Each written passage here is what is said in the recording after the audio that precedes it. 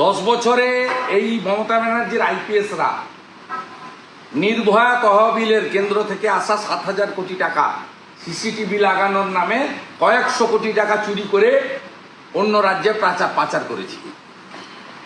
কারণ নন বেঙ্গলি আইএসদের ছাড়া মমতা ব্যানার্জি কাউকে চেনেন না।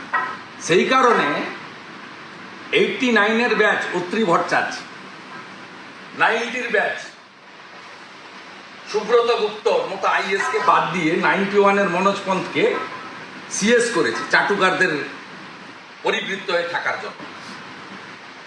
আর আন্দোলন থামাটামার কোনো গল্প নেই। পুজো নিশ্চয়ই হবে, অষ্টমীর দিন পুষ্পাঞ্জলি নিশ্চয়ই দেব, পঞ্জিকা শাস্ত্র মতে শক্তির আরাধনা হবে, উৎসব হবে কিনা 18 তারিখে সুপ্রিম কোর্ট দেখে বাঙালি ঠিক করবে আমি মনে করি ব্যক্তিগতভাবে। বিনীত গোয়েল এক মাস আগে গিয়েছিল, এক সপ্তাহ আগে গিয়েছিল, গিয়ে রেজিগনেশন দিতে চেয়েছিলেন মুখ্যমন্ত্রী পাল্টা বক্তব্য, উনি ভালো করে পুজো নিয়ন্ত্রণ করতে পারেন। আজকে তো ছত্রে ছত্রে হিয়ারিং এ লাইভ ভিউতে লোক দেখেছে কি করে রাজ্য সরকারের পুলিশের পাটে কত গাফিলতি। সুপ্রিম কোর্টের মহামান্য বিচারপতিরা কি করবেন কি করেছেন আমি এগুলো নিয়ে বলবো না, সবাই দেখেছেন এবং ধারণাও লোকের পরিষ্কার হয়ে গেছে। কিন্তু ছত্রে ছত্রে এসজি তুষার মেহতা মহোদয় থেকে শুরু করে আমাদের নির্যাতিতা বা রেপ মানে খুন হয়ে যাওয়া বোনের লয়ার থেকে শুরু করে এবং সেকেন্ড জাজ যিনি ছিলেন অনারেবল সিজিআই ছাড়া, তিনি যেভাবে প্রত্যেকটা পয়েন্ট ধরেছেন, ওই পোস্টমর্টমের পরে মেমো নাম্বার সহ মেমো থেকে শুরু করে প্রত্যেকটা জিনিস।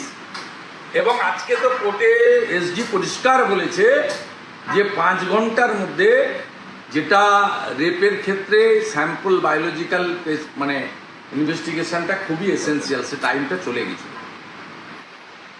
প্রত্যেকে দেখেছে লুপ হলসগুলো, তারপরে উনি যেন যুদ্ধ জিতেছেন।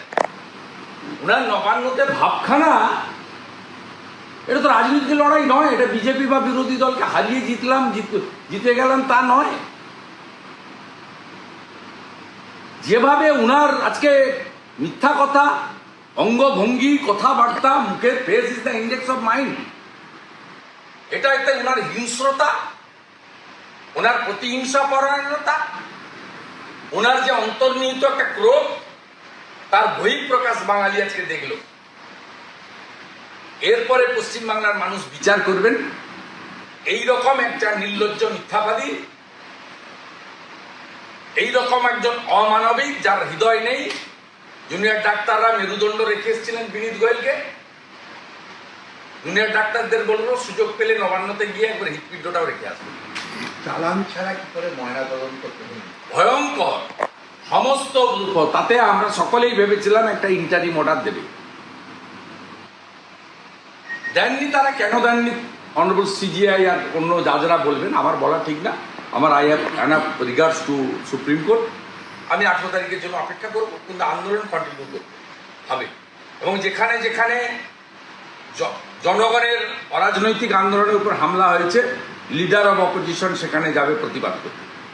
শুনুন, স্বাস্থ্য ভবনের এসওপি বলছে যে 6টার পরে ধর্ষণের ঘটনায় কখনো ময়না তদন্ত করা যায়। সবাই দেখেছে, আপনারা ওয়েট করুন সুপ্রিম কোর্ট কি করে তার উপর ওয়েট করুন। আর 18 তারিখে সুপ্রিম কোর্ট বলার পরে উৎসব হবে না পুজো হবে, শুধুমাত্র পুজোটাই হবে না উৎসব হবে, আমি আমার ওপিনিয়ন, আমি তো 2,33,27,000 মানুষকে বিলংস করি, আমি আমার ওপিনিয়ন রাখবো।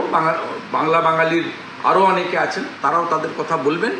কিন্তু আমরা যতক্ষণ না পর্যন্ত ধর্ষণকারী, খুনি এবং প্রমাণ লোপাটকারী এবং যারা এই প্রমাণ লোপাটকারীদের গার্ড দিচ্ছেন মুখ্যমন্ত্রী সহ, তাদের কঠিনতম শাস্তি না হয়, এই আন্দোলন থামবে না।